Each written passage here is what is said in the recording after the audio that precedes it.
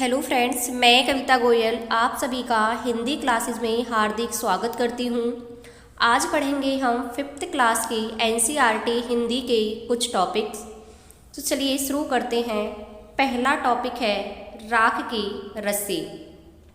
क्या है राख की रस्सी? ये क्या है? एक लोक कथा है।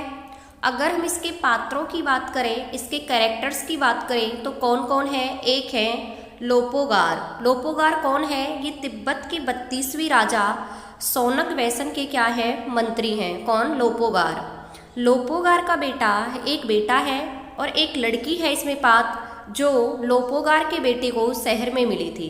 इसके मुख्य पात्र कितने हैं? इसमें मुख्य पात्र 3 ही हैं। एक तो है लोपोगार, जो कि तिब्बत के 32वें राजा हैं, सोनक वैसन उनके मंत्री हैं।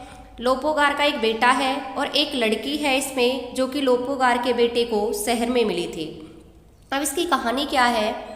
लोपोगार अपने बेटे के भूलेपन से चिंतित था, क्योंकि उनका बेटा कैसा था? बहुत ही भोला था। इस बात को लेकर जो लोपोगार थे वो क्या थे? बहुत ही ज़्यादा चिंतित थे। उन्होंने उसे 3 बार अलग अलग शर्तों के साथ शहर में भेजा और कहा कि अगर उसने शर्त पूरी नहीं की तो उसे घर में नहीं घुसने देगा। उसने अपने बेटे को 3 शर्तों के साथ कहाँ भेजा? शहर भेजा, और कहा कि उसने वो शर्तें पूरी नहीं की तो उसे घर में नहीं घुसने देगा। पहली शर्त क्या थी कि एक दिन उन्होंने अपने बेटे को 100 भेड़ें देते हुए शहर भेजा। क्या दिया था? 100 भेड़ कितनी दी थी? 100। और कहा कि इन भेड़ों को ना तो मारना है और ना ही बेचना है, और इन्हें 100 बोरी जौ के साथ वापस लाना है। लड़की ने उसकी सहायता की। ये लड़की कौन है कि जब उसका बेटा शहर गया तो इस बात को लेकर वो बहुत चिंता में था कि आखिर ऐसा वो क्या करे कि वो 100 भेड़ों को बोरी के साथ वापस लेकर जाए, 100 बोरी जौ के साथ वापस लेकर जाए। वो चिंता में बैठा हुआ था। इतने में वहाँ पर एक लड़की आती है और उसकी चिंता का कारण पूछती है, और उसी लड़की ने फिर क्या किया? इसकी सहायता की। कैसी सहायता की?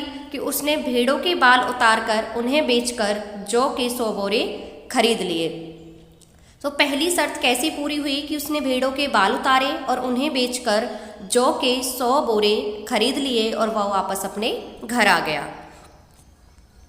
दूसरी शर्त क्या थी? दूसरी शर्त ये थी, उसके पिता ने कहा कि मुझे बाल काटने बिल्कुल भी पसंद नहीं आई। उसने कहा कि जो आपने बाल काट कर जो 100 बोरे लेकर आए जौ के, वो मुझे बिल्कुल भी पसंद नहीं आया।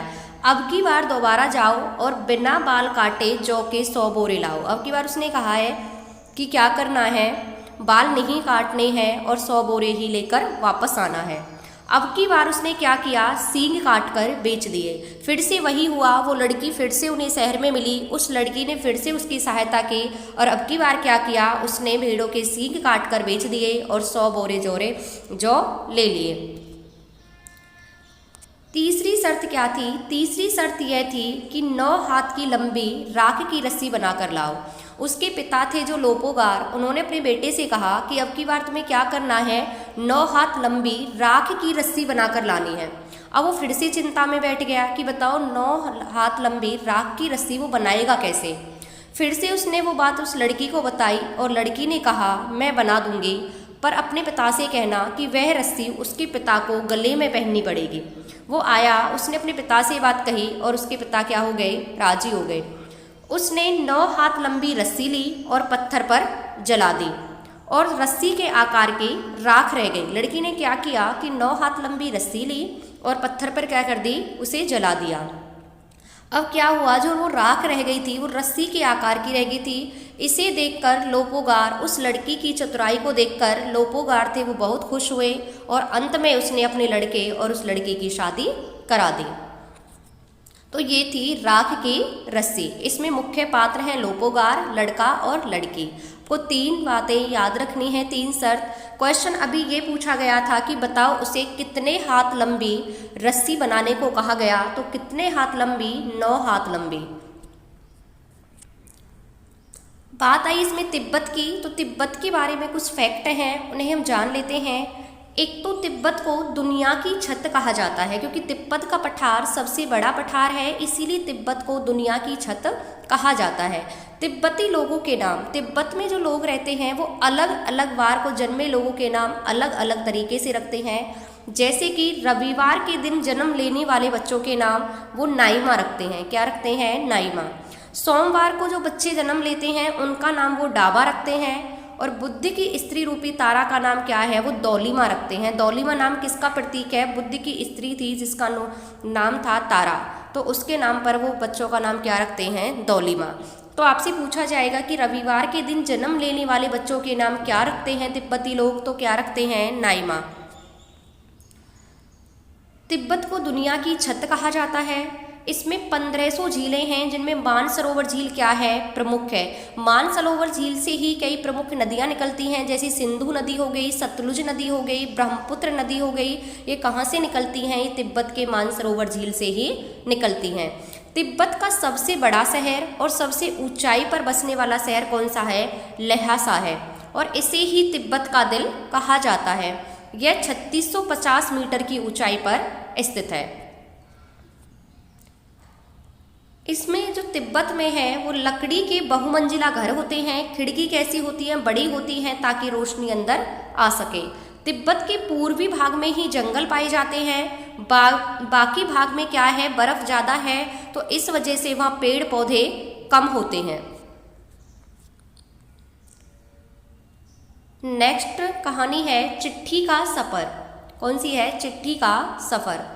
चिट्ठी के सफ़र में बताया गया है एक डाकिया के बारे में है। तो पिन कोड की शुरुआत कब होती है? 15 अगस्त 1972 को पिन कोड की शुरुआत होती है।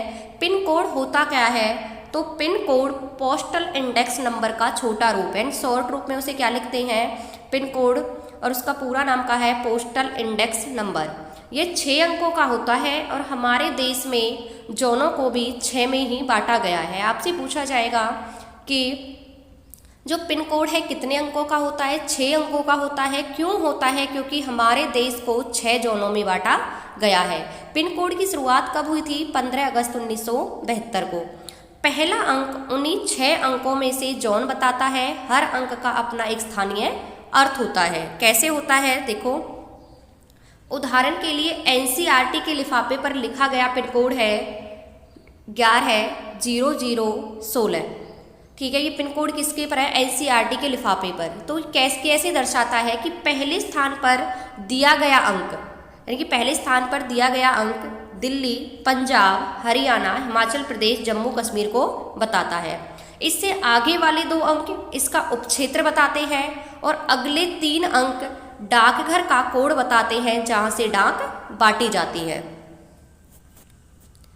पुराने समय में कबूतरों द्वारा संदेश भेजे जाते थे। उड़ीसा पुलिस आज भी कबूतरों का इस्तेमाल संदेश भेजने के लिए कर रही है। क्वेश्चन आया था कि कौन से राज्य की पुलिस आज भी कबूतरों का इस्तेमाल करती है संदेश भेजने के लिए? तो कौन से राज्य की करती है? उड़ीसा राज्य की। एक कबूतर 1000 मील तक की दूरी एक दिन में तय कर सकता है। पहले क्या होता था? राजा महाराजाओं के पास घुड़सवार होते थे, और वो घुड़सवारों के माध्यम से अपने संदेश भेजते थे। भारतीय डाक आज भी दुर्गम क्षेत्रों में इसी पर निर्भर है, यानी कि जिन क्षेत्रों में दुर्गम है, जहां पर हमारी टेक्नोलॉजी इतनी नहीं जा पाती है, वहां पर क्या है? आज ये घुड़सवार, इन्हें बोला जाता था पहले हलकारे, उन्हीं के द्वारा आज भी हम संदेश भेजते हैं। कबूतर पर छपी किताब है जिसका नाम है ग्रेन एग। आपसे पूछा कौन सी किताब है जो कबूतर पर छपी गई है? इसका नाम है ग्रेन एग, और ये द्वितीय विश्व युद्ध की कहानी